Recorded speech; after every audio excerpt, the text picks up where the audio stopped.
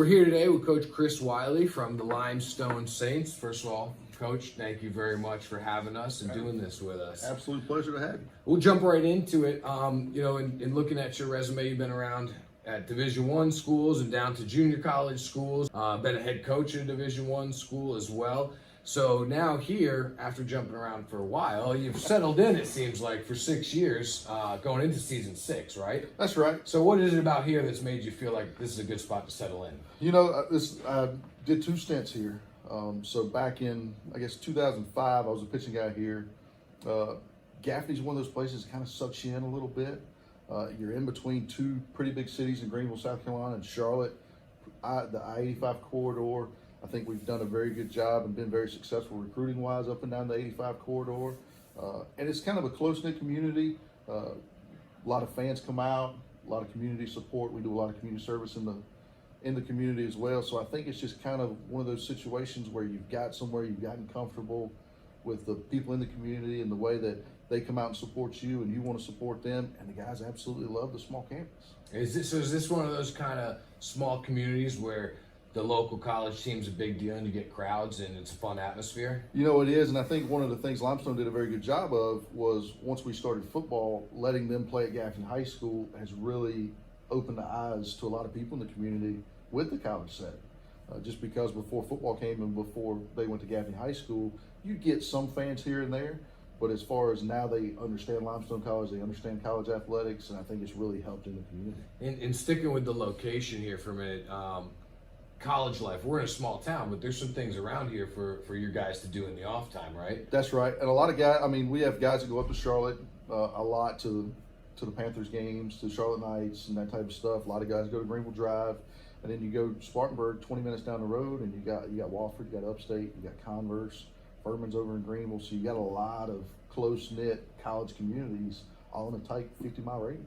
What would you say is the foundation of your program and the type of culture that you're trying to create here with your players? I'm a very detailed, discipline-oriented person. Now, a lot of that came from my past coaching experiences, all the way back to my high school coach, being from Eastern North Carolina, and Coach Dole Whitfield was my high school coach, who was a very well-known name in North Carolina. I mean, he was all about discipline back whenever I was coming through, and all the way through to Billy Godwin and some other guys that I've coached under. I mean, discipline first. Our thing here is we don't necessarily get the most talented guys, so we have to teach. So we go to work every day, discipline-oriented, making sure they're on time, making sure everything's right in the classroom, making sure we stay on top of grades. And then once we take care of that, then we can go to the field and the discipline aspect carries over and just paying attention to detail. I'm a little different guy. I have a practice plan, we stick to it to the minute. And it goes all the way down to, let's say we only have 10 minutes slotted for bunt coverage that day. If we don't get it in that 10 minutes, we're not going to keep going. We're stopping, shutting it down, and going to the next thing, just because it's about paying attention to detail. And that's how we're going to win games, is being a small ball team, paying attention to detail, not making those mistakes in the 7th, 8th, and 9th inning. So if we can teach them, okay, well, you don't get the second opportunity, it's that opportunity right then and there, and you either win or lose, and it's time to move on. And when you look or evaluate your own players on the field, what is it that you want to see out of them? For me, at the Division II level, I've changed a little bit since I was at Campbell. It's more the gritty, hard-nosed, get-after-it type kid. They may not always have the results they expect to have, but it's a matter of the intent, the purpose, and the get after it for 9 innings in every single day.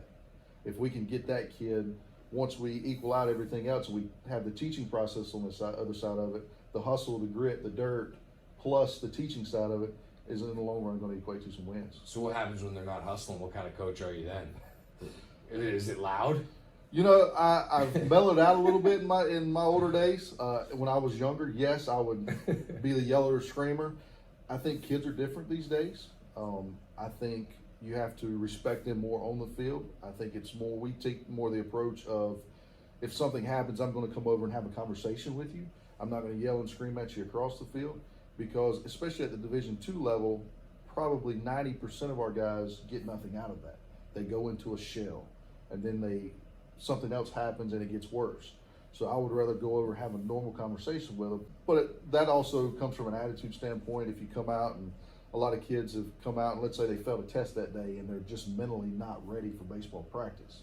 In the first 10, 15 minutes, even through a stretching routine, you can tell who's ready and who's not. So there's been times where I'm like, you know what, just take a day, let's get back after it tomorrow.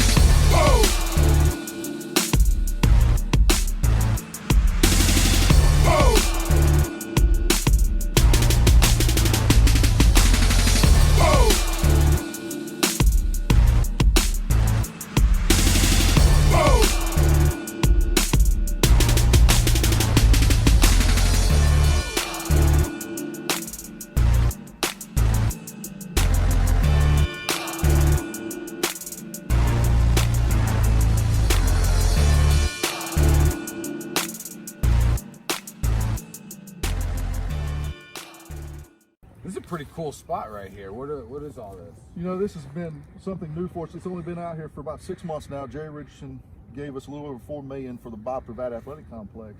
So they kind of decided to create an atmosphere where all sports are combined into one, which is the Limestone Nation, One Nation type saying that they have. This is kind of like a tailgating area. So you have baseball in the background. You've got the turf field where soccer will play. You got the upper turf field where lacrosse and field hockey play. So at any point in time, especially during the spring, there's a lot of food trucks out here, and they create this as a tailgating area for all three fields, so all the fans have that experience of what Limestone Food trucks and Gaffney got to be good Awesome. fire right there. Awesome. So you were telling me the story earlier about this bell. I thought it was pretty cool. I wanted you to tell everybody. Absolutely. New Victory Bell Tower is part of the Bob Pravat Athletic Complex. An old CFO from here, a guy that used to work for Limestone College, Charles Cunning, donated the money for it. It's the Victory Bell Tower of if any Limestone team wins at any point in time throughout the day, it plays the fight song.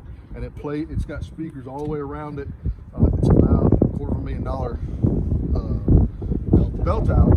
So you hear it for miles and miles and miles, the victory song playing. So it's nothing for us to be in the middle of a game and it start going off because another team won earlier and everybody's like, what is that? Yeah. So it's kind of neat to hear all the way around campus whenever a team wins. I bet the local residents love that, huh?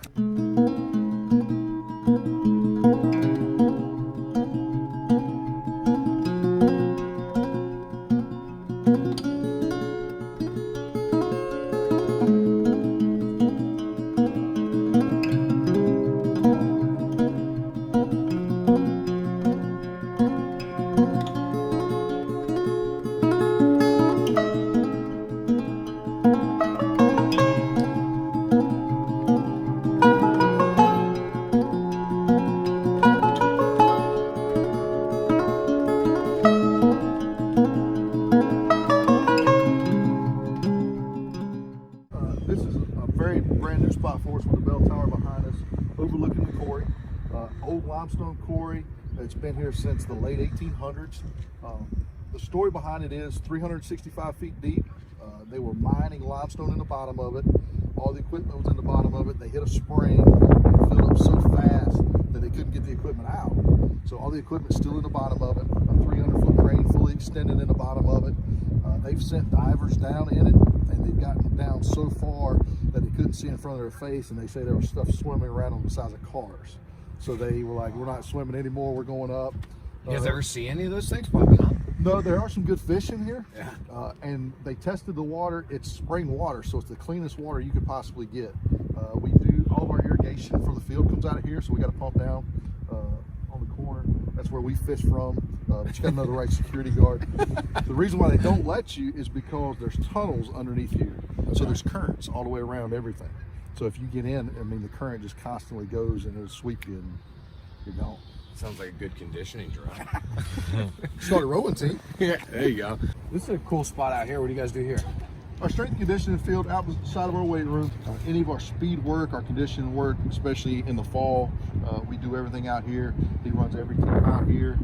So we're very, very fortunate to have those guys. So you can just run up to the gym. Absolutely.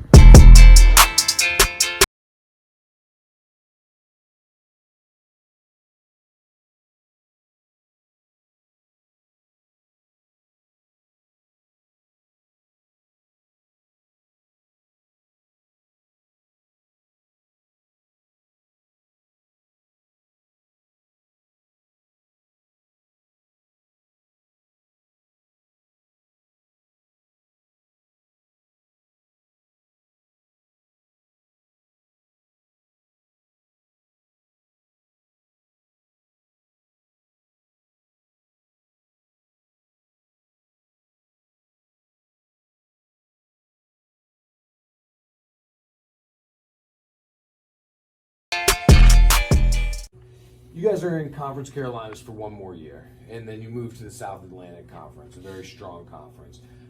Could you talk, for those who aren't familiar with the conferences, can you talk a little bit about the competition and the opportunity for kids to move from a Division II level onto a pro level from here? The Southeast region, that's for sure, between South Atlantic Conference, Conference Carolinas, the Peach Belt, it's one of the strongest regions in the country as far as baseball is concerned.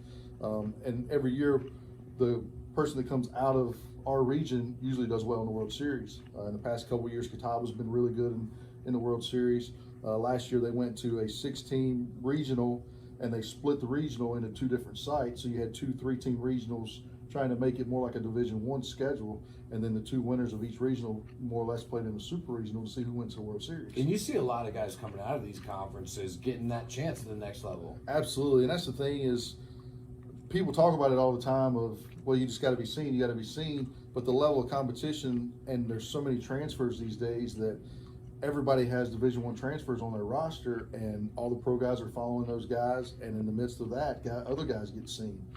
This year we had Scout Day. We have 3 or 4 guys right now that are getting pro interest. We have a couple junior college kids, our catcher, who's from New York, and we got a junior college All-American from Herkimer, who's getting a lot of looks as well.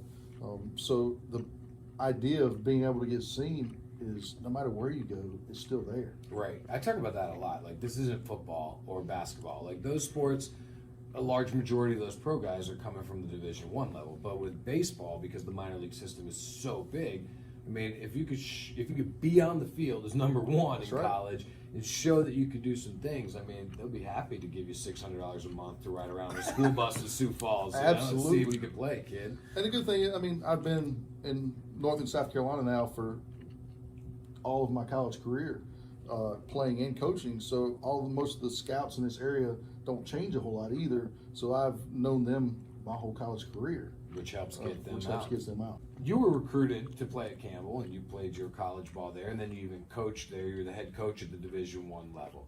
Now, here at Limestone, a smaller school, Division II school, how is recruiting different for you as a coach? Sure. You kind of have to change philosophies a little bit. At the Division I school now, with guys committing as early as they do, you're more or less, it's bad to say, but a year behind the Division I schools, just because they are signing guys so early now and waiting to see what happens with them, that a lot of times you have to wait and see what happens with them as well, because now those guys are either decommitting or not getting honor scholarships at the Division I level, so then the recruitment process starts over again. Right, so, just to clarify real quick, you're saying that if a Division I school is recruiting maybe 2021s right now, you're going to be one more year behind them before you get to that group. Correct. What about a player, though? A player who projects at a Division II level or is looking at a Conference Carolinas or a South Atlantic Conference school, what should they be doing? Is it go to these big tournaments like everybody's doing, or is it go to a camp, a local showcase? How do they get identified? Sure, good question. For us, we hit the travel ball circuit hard, of course, just like everybody does. I am, to be honest with you, I'm a little more of an old school guy of, I like the Legion ball. I like seeing them play high school baseball just because it's bad to say, but they're playing for something. Yes, ultimately, travel ball, you end at a World Series and you do that. But Legion ball, you're playing for a state title. High school baseball, you're playing for a state title. And it's all about a team concept and trying to get after it as a team. So for me, it puts the player in a more competitive situation than going out on travel ball. And yeah, I may get a couple of bats or I may throw a couple innings. How much did I compete and pull from my teammates on the other side? One of the big differences between Division I and Division II is the amount of athletic scholarships available. And then that obviously affects the price, and it affects what you're going to look for academically in a student and how much maybe scholarship or grant money they can get. Can you talk a little bit about that? Sure. We're a little different than most schools. We had a company come in a couple years ago, kind of reevaluated our process of how we handed out academic money. So right now, between the junior and senior year, a lot of kids' GPAs change. So Limestone is more based off of the higher GPA. So between a 3.0 and a 4.0, there's about 4 or 5 different academic brackets you could fall into. So let's say a kid out of their junior year has a 3.3 GPA, and going into their senior year, by the end of their senior year, they have a 3.5, so it puts them in a different bracket. So that way there's more academic money available. So it puts our process a little behind. We can initially offer the kid, and we try to stay on the lower end, knowing that it could possibly go up based off of GPA. So we give them a bottom line their junior year or towards the beginning of their senior year, knowing that if they work hard enough and they get their GPA up a little bit, the increase in academic money is there. So every 10th of a point in GPA wise counts a lot for us. And for those looking to search Limestone and look into it a little bit, all that's on your website, right? Absolutely. The school's website, golimestone.edu, and then the athletic website is golimestonesaints.edu. Anything you can think of, we have the net price calculator on there, which you can type in all your financial information and it gives you a breakdown of what you qualify for. You put your SAT, your GPA in there, and it breaks it all down for you. Awesome. Well, I'm going to encourage a lot of people to go to the website. Today was awesome, super impressed, and you're doing an awesome job here, Coach. Appreciate y'all coming. Thanks so Absolutely. much for having us.